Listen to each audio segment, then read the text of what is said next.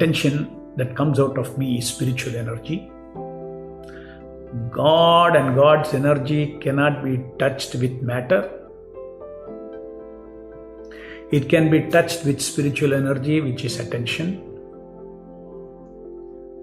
And I am trapped in this body, and my attention is trapped in this body.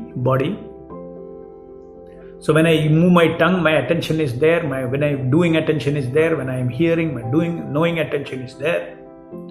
So by doing and doing the sound and knowing that very sound, I am able to keep my attention connection, establish attention connection. And by mindful chanting, by training the mind not to go away anywhere, I am continuing the attention touch. I am maintaining. First I establish attention connection through Kriya Chesta and Jnana Chesta simultaneously on the concurrent Nama. And then after that, next Nama. I keep going like that, and very simple. Just like iron becomes warmer and warmer, red hot, in the same way, our consciousness also becomes Satchidananda Ayasht. So, simple things today, you just understand, so valuable is our attention. That is why Krishna says, you give attention. Please understand how valuable attention is. Today, the biggest business on this earth is based on buying and selling attention. Google. Commercially also, it is most valuable thing. Everybody, every company, every product, everybody wants your attention.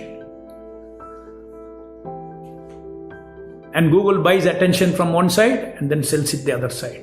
They put advertisement, they give you, they put you. That's why everybody is locked down to the internet. So valuable. For Maya also, it's so valuable. Maya also, just give your attention to me. Don't think of Krishna. Krishna says what? Only one thing. Greatest secrets. Manmanabhav madbhakto madhyaji mam namaskuru mame veshi satyante pradijane priyosime. You just give your consciousness to me.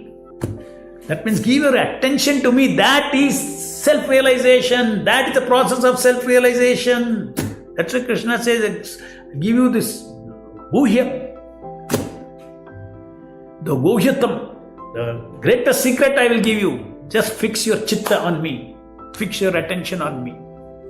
And that one Nama Japa does what? Exactly that. So if you understand this, you will say, this Nama Japa,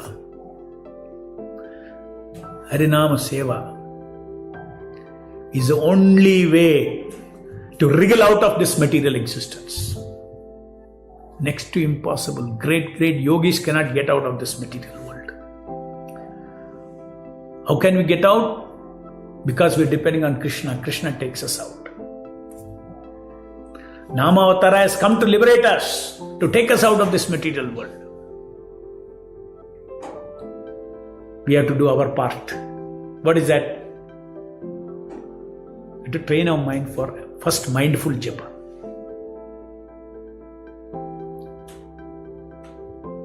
Lord is so merciful. Just imagine, just for a few 30, 40, 90 days of training, you have learned how to connect yourself with God directly. All these things in this material world are no shashvatam. Husband, wife, children, everything is flux. It's changing like this. Children grow, they give up and then they don't recognize after some time.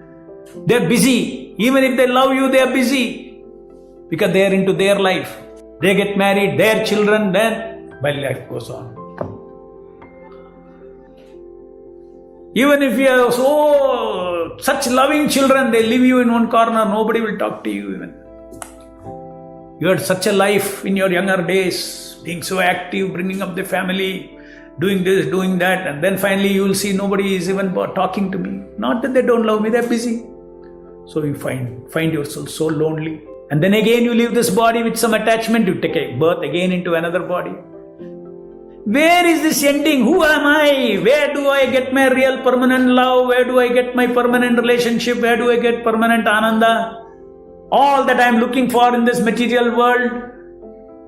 Where is that permanency? Where is that permanent happiness? So-called happiness of wealth, happiness of education, happiness of beauty, happiness of position in this material world. In a second it is gone. How people can't question this? Questioning this, finding out this is called Atartha Brahma Jijnasa. It is not, we are not simply philosophizing. There's a real problem that every soul is facing, every soul is suffering. There's a big gap between the expectance in everybody and what he gets. His expectancy is eternal happiness. His expectancy is perfect love. His expectancy is pure knowledge. But always he's never getting that because it doesn't exist. Like a mirage in the forest, mirage in the desert. Prabhupada gives his example in the introduction to Bhagavad Gita. You chase after the mirage. Mirage is looks like water is there. Looks like water is there. You go closer and closer, the mirage goes farther and farther. Finally, there is only chasing, but there is no fulfillment.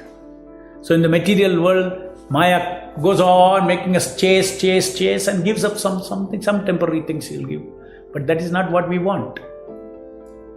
Imaginary drops of pleasure. So chanting of Hare Krishna gives us real nectar, real pleasure, real ananda. We discover our real protector, real maintainer, one who is seated in our heart and waiting for us to go back to him. Waiting for us to go back to him. Sarvasya chaham hridi sannivishtaha. He says, I am seated in everyone. So at least he said, we know that hallucination, I can get out of the hallucination. Lord is in my heart. He's so close. I had to become Krishna conscious.